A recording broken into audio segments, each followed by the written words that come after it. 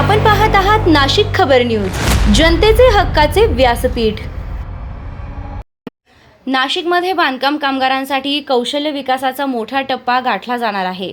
क्रेडाई नाशिक मेट्रोतर्फे चांदशी शिवारात skill and excellence centre उभारण्यात येणार असून कामगार दिनानिमित्त या महत्त्वाकांक्षी प्रकल्पाचं भूमिपूजन होणार आहे। शुक्रवार 1 मे रोजी सकाळी 11 वाजता हा सोहळा पार पडणार असून विशेष म्हणजे भूमिपूजन प्रत्यक्ष बांधकाम कामगारांच्या हस्ते होणार आहे। त्यामुळे या उपक्रमाला सामाजिक आणि प्रेरणादायी स्वरूप प्राप्त झालं आहे। ही माहिती क्रेडाईचे अध्यक्ष गौरव ठक्कर यांनी दिली आहे। या कार्यक्रमाला राज्याचे पुनर्वसन मंत्री गिरीश महाजन प्रमुख पाहुणे म्हणून उपस्थित राहणार आहेत।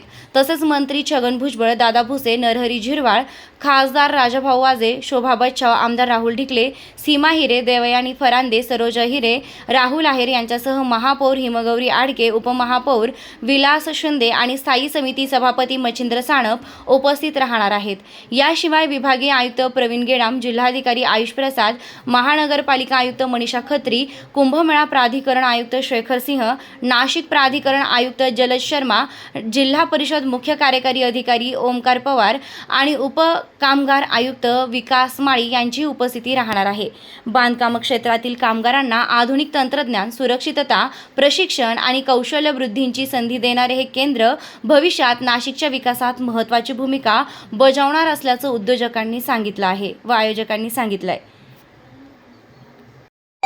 सांगाल बाबा आज नवीन नाशिक प्रभाग सभापतीच्या निवडणुकीच्या आयोजन केले होते आणि सर्वप्रथम भारतीय जनता पार्टीचे सर्व ज्येष्ठ नेते, पदाधिकारी यांनी जे माझ्यावरती विश्वास टाकला आणि जी मला संधी दिली त्याबद्दल मी सर्व भारतीय जनता पार्टीचे वरिष्ठ नेत्यांचे मी मनापासून आभार मानेन।